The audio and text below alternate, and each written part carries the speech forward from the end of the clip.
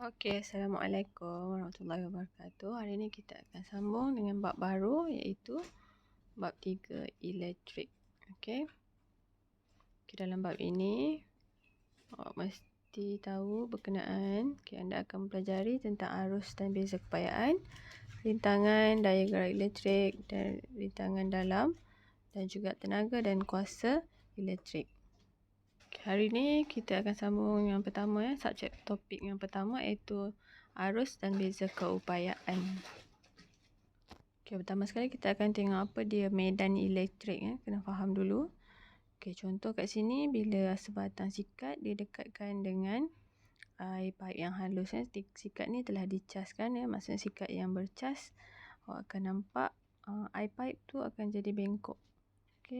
Ini antara fenomena dalam kehidupan harian yang menunjukkan adanya medan elektrik. Contoh lagi, belon yang kita dah caskan pun rambut kita akan tertarik kepada belon tersebut. Kemudian cebisan kertas tertarik pada kertas sikat plastik yang bercas. Penyedap minuman yang bergerak mendekati jari apabila jari didekatkan padanya. Untuk mengkaji medan elektrik, kita akan lihat aktiviti 3.1, iaitu mengkaji medan elektrik dengan menggunakan kad medan elektrik. Kita ada kad medan elektrik, kemudian ada bekalan voltan lampau tinggi, bekalan kuasa lah, dan minyak zaitun dan serbuk suji. Untuk dia punya arahan radar, awak boleh baca, boleh tengok.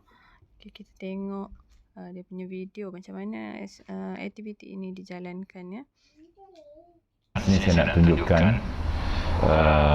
corak medan elektrik menggunakan set seperti ini.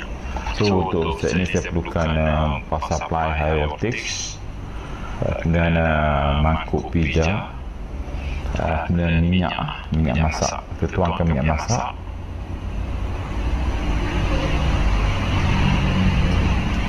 Jangan terlalu banyak, sikit pun tak sesuai.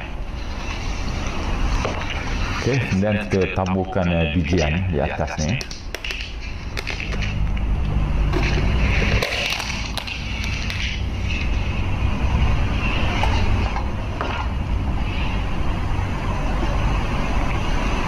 Kita cuba onkan bekalan kuasa. Lihat.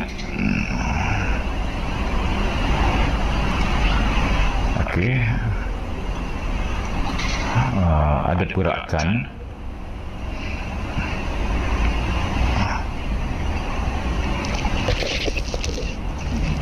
Kita naikkan voltage.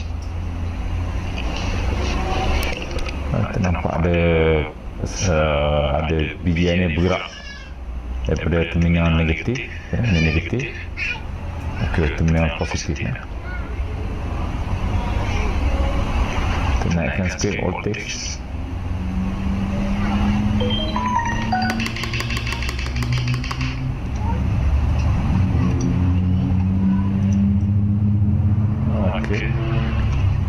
Tidak begitu jelas. Ini corak yang pertama. Apa kata kalau kita ubah dalam bentuk plate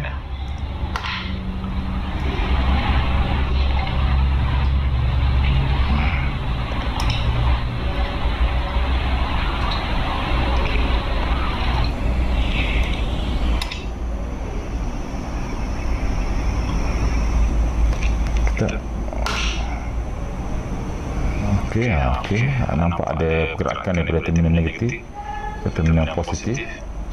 Campur lagi.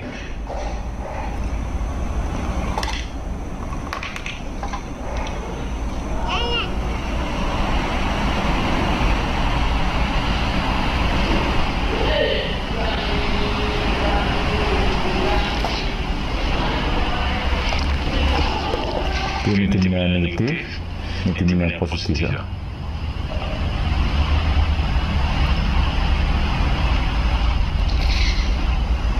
Bijian ni membentuk urat daya medan, macam medan magnet.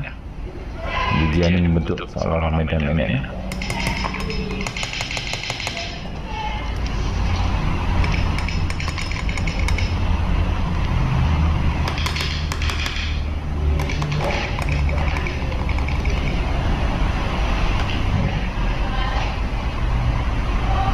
Kat sini kita tak nampak anak panah, tapi medan elektrik ini akan bergerak daripada terminal negatif kepada terminal positif.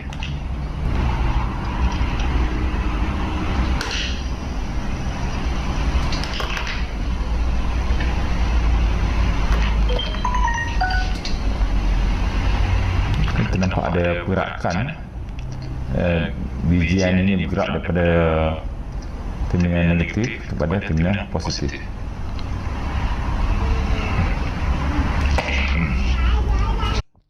Okay, daripada aktiviti itu tadi, awak boleh nanti lengkapkan pergerakan untuk medan elektrik dalam jadual 3.1 untuk keputusannya. Okay, jadi kita boleh terangkan apa yang berlaku tadi dalam aktiviti itu. Itu apabila bekalan kuasa BRT dihidupkan, dua elektrod logam tu akan punya dua beza keupayaan yang berbeza. Okay, akan wujud medan elektrik antara dua elektrod tersebut. Okay, medan elektrik ini ialah kawasan sekitar suatu zarah bercas di mana sebarang cas elektrik yang berada dalam kawasan tersebut akan mengalami daya elektrik. Okay, maksudnya ada zarah bercas lah pada elektrod tu. Okay, dan apabila sebarang cas berada dalam kawasan tersebut, dia akan mengalami daya elektrik. Sebab itu apabila sebut suji tu diletakkan, yang dalam tu dia guna bijan letakkan dalam medan elektrik tersebut. Sebut tu atau bijan tu akan mengalami daya elektrik. Jadi dia akan membentuk corak yang awak nampak tadi. Okay, corak yang dia bentuk menunjukkan corak medan elektrik. Okey, cuba tengok rajah yang A ni, zarah kalau bercas positif, okay, dia punya arah tu adalah zarah bercas positif, hala daripada cas keluar. Kalau zarah cas negatif, hala ke dalam. Garis-garis tu kita panggil sebagai garis medan elektrik. Okey, ini poin penting awak mesti ingat.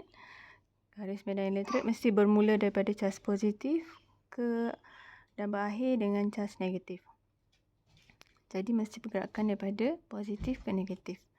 Kemudian garis medan elektrik ni juga tidak akan bersilang antara satu sama lain. Kalau lukis bersilang tu salah lah.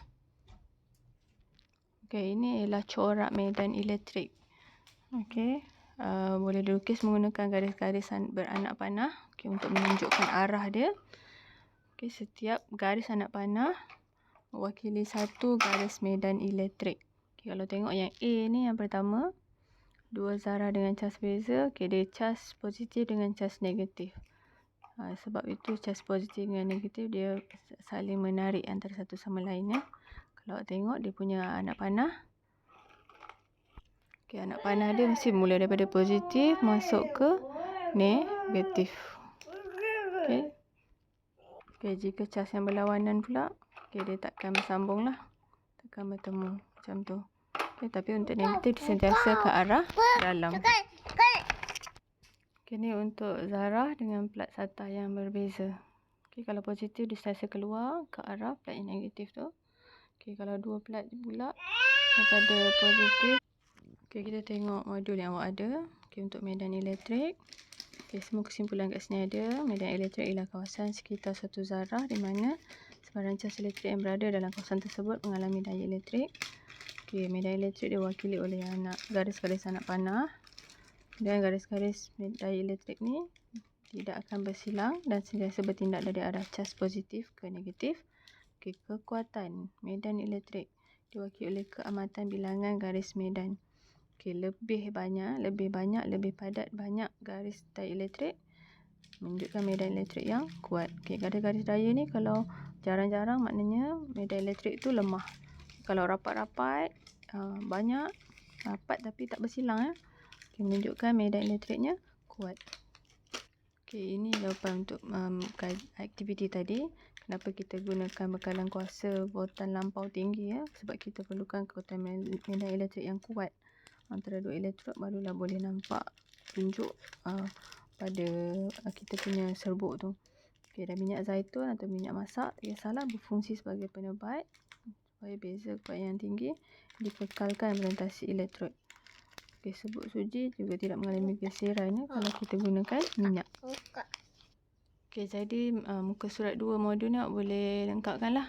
Okey, corak medan elektrik untuk setiap rajah. Okey, seterusnya kita tengok kekuatan medan elektrik. Okey, kita andaikan satu cas positif Q ni, okey, dia letak dalam satu medan elektrik. Okey, cas uji tersebut akan mengalami daya elektrik lah sebab dia berdekatan berada dalam kawasan daya elektrik pada cas. Okey, kalau cas positif, okey, dengan positif dia akan mengalami daya tolakan. Okey, sebab dia cas yang sama. Okey, kalau kita tengok pula cas negatif, okey, cas Q dia letak pada satu cas negatif. Okey, dia akan mengalami daya tarikan. Okey, kekuatan medan elektrik simbolnya E. Okey, pada satu titik dalam medan elektrik ditarifkan sebagai daya elektrik yang bertindak ke atas seunit cas positif yang terletak pada titik itu. Okey, rumus dia E, kekuatan medan elektrik, sama dengan F, daya elektrik, Q, kuantiti cas elektrik. Okey, unit SI bagi E ialah Newton per Coulomb. Okey, Coulomb ialah unit untuk cas. Okey, jika kita nak kira kekuatan medan elektrik E bila kita ada dua plat selari yang bertentangan cas seragam seperti dalam rajah. Okey, dan awak ada dia punya nilai voltan, itu beza keupayaan antara dua plat. Kita boleh gunakan rumus kekuatan medan elektrik sama dengan EV per D. Okey, E kekuatan medan elektrik, V tu beza keupayaan antara dua plat selari, D ialah jarak di antara dua plat selari. Dan unit SI adalah volt per meter. Okey, dan volt per meter ni setara dengan Newton per Coulomb tadi. Okay, bila nak gunakan rumus-rumus ni, kita tengok apa maklumat yang kita ada lah untuk selesaikan masalah. Okay, seterusnya kita tengok kelakuan zarah bercas dalam suatu medan elektrik. Okay, ni dalam modulnya, notanya. Okay, awak tengok. Okay, sambungan rajah. Kita nak uji untuk bola polistrina bersalut kerajang aluminium. Dan juga lilin, api lilin tu. Bila dia berada di dalam medan elektrik. Okay.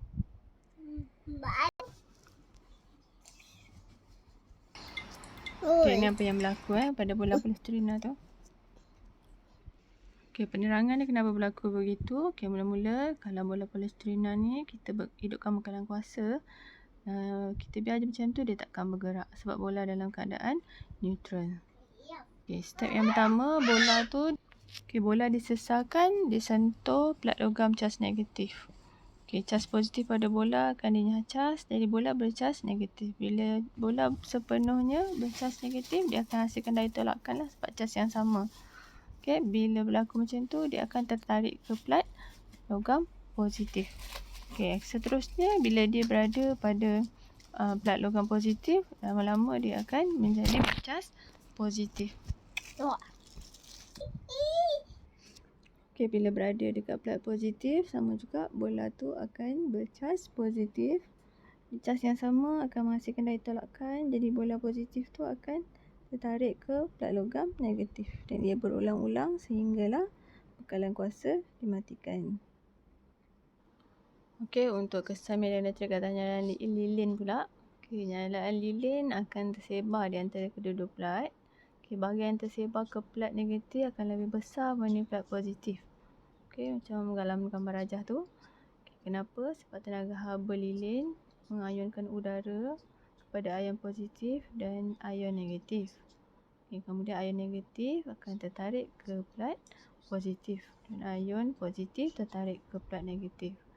Berbeza sikit sebab ion positif berjisim dan saiz lebih besar berbanding dengan ion negatif. Sebab tu nampak nyalaan tersebar ke plat negatif lebih besar. Jadi sebab itu sebaran ke plat negatif besar dan plat positif kecil. Seterusnya kita tengok arus elektrik. Okey.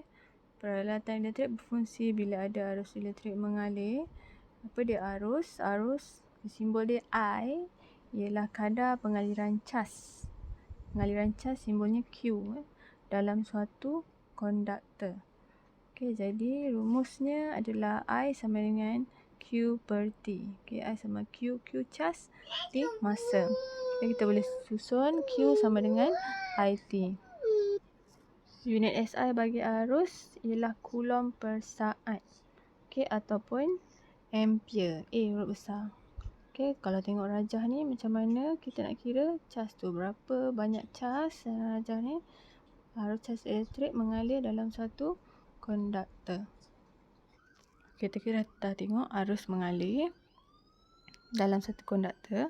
Okey, kenapa arus tu boleh mengalir daripada satu titik ke titik yang lain? Kerana ada wujudnya beza keupayaan antara dua titik dalam lita tersebut. Okey, dalam konduktor tersebut. Beza keupayaan, simbol dia V, antara dua titik dalam medan elektrik ialah kerja. Okey, jadi nak gerakkan antara dua titik tu, titik yang awal ke titik yang kedua, kerja yang dilakukan untuk menggerakkan 1 coulomb cas di antara dua titik tersebut dipanggil sebagai beza keupayaan. Okey, dan rumusnya V beza keupayaan sama dengan W kerja yang dilakukan per Q, cas, jumlah cas yang mengalir. Unit SI ialah joule per coulomb ataupun volt. Okey, V, simbol V besar. Jadi kita faham beza keupayaan 1V bermaksud kerja sebanyak 1 joule dilakukan untuk menggerakkan 1 coulomb cas dari satu titik ke titik yang lain. Okay, ni info yang kena tahu. Cas 1 elektron E sama dengan 1.6 darab 10 kuasa negatif 19 coulomb. Jadi kita boleh tahu 1 coulomb sama ada 6.25 darab 10 kuasa 18 elektron. Okay, untuk nota boleh tengok sama juga. Cuma V sama dengan W per Q atau V sama dengan E per Q. E boleh juga sama dengan tenaga yang digunakan. Okay, itu saja. Boleh buat latihan lepas ni.